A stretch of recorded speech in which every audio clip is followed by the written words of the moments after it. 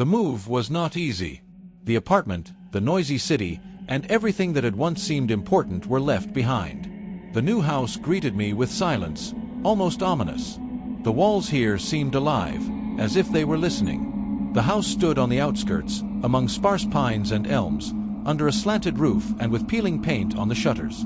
It was old, clearly more than one generation old, but there was something attractive about it. Uncomfortable, but inviting. The interior smelled of dampness and time. The floor creaked underfoot. The wallpaper had peeled away from the wall in places, revealing darkened boards. I walked through the rooms, trying not to step on suspiciously rotten areas of the floor. Everything was covered in dust, as if the house was waiting to be woken up. I took it down almost by accident. The ad was inconspicuous. The price was suspiciously low. The owners did not ask unnecessary questions. The only condition was not to touch the storage room under the stairs. I didn't pay any attention to it. What difference did it make what was there? Old things, trash, who knows? At that moment, I had no time for questions. I brought the bare essentials with me: a laptop, a microphone, a camera. The channel demanded attention. Subscribers were waiting for new videos. The place seemed ideal. No one bothering me, no fuss. Just me, the forest outside the window, and this silence, deaf and deep, like a well. On the second day, while cleaning the kitchen, I found it, an old answering machine. A small black box, covered in dust, with worn buttons. It looked like it was connected to a telephone line, but now it all looked like a museum exhibit. I didn't throw it away. I just put it on a shelf in the corner, as part of the entourage. Then I didn't know that it would all start with it. On the third day, I started setting up my workspace. A room on the second floor with a window overlooking the forest seemed ideal for recording. I washed the floors, moved the old desk to the wall, and plugged in the equipment. The light was dim, muted, through the dusty glass. I kept thinking about whether to wash it, but for some reason I didn't want to. It seemed like the house was looking out through the murky glass, and I didn't want to interfere with it. When the equipment was set up, I checked the sound. The microphone worked, the camera caught the right focus, but something was wrong. The silence in the room was too thick. Even when I spoke, it seemed like the echo was delayed, as if the sound was passing through a thick layer of something invisible. I waved it off. Maybe it was just stress. A new house, fatigue, lack of sleep. All this is a matter of time. I just need to settle in. I sat down to record a welcome video. Simple speech, a story about moving, about plans, about solitude. But when I reviewed the recording, I noticed something strange. At the moment when I said the phrase, "It's so quiet here that you can hear your own thoughts," a click was heard in the background, as if someone pressed a button. I rewound. The click was repeated. It was clear, mechanical. Not the creak of the floor, not the noise from the forest. I immediately remembered the answering machine. I got up and checked the corner where the old box stood. I saw that the small screen was blinking.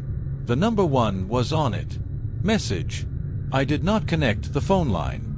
No one knew my new number. The phone was completely disconnected. I pressed play.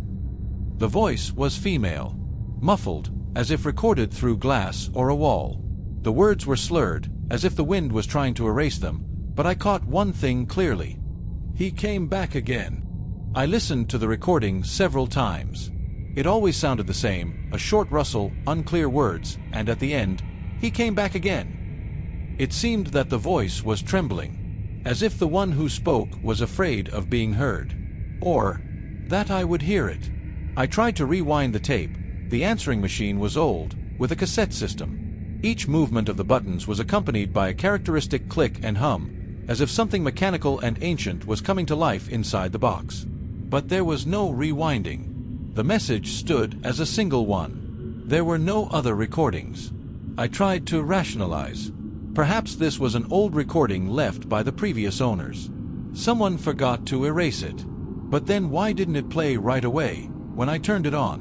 Why did the screen light up exactly at the moment when I was talking about silence? I felt uneasy.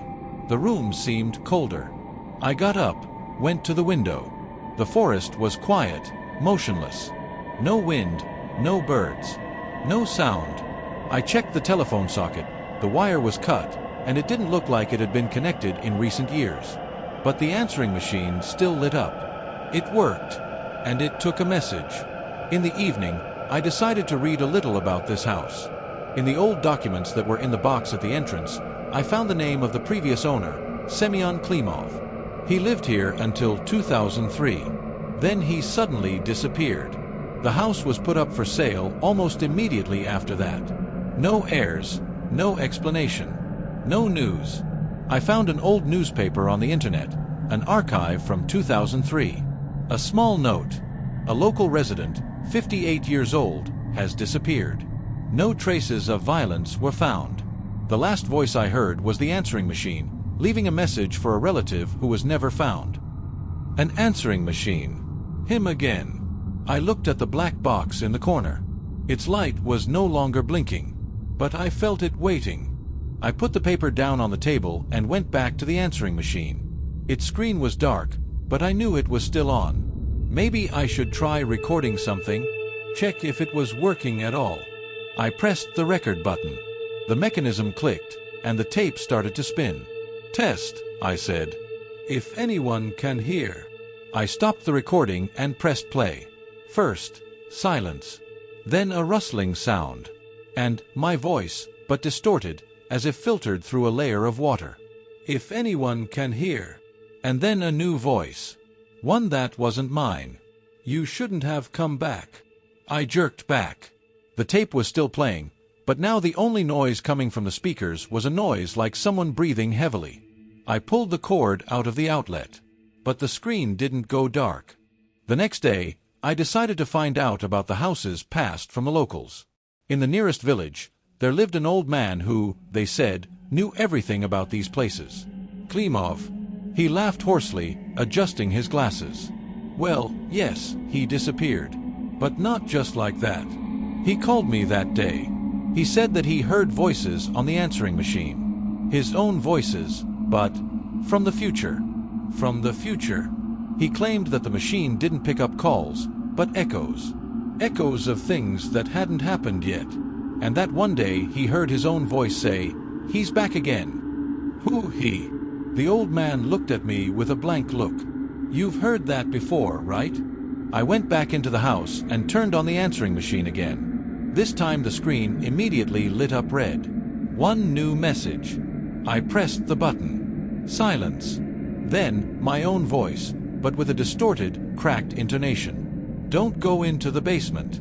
I turned around. The door to the basement was ajar. I was definitely closing it. The flashlight snatched moldy steps from the darkness. The air was thick, as if it hadn't been aired for decades. There was an old table in the corner. On it was another answering machine, the same as upstairs.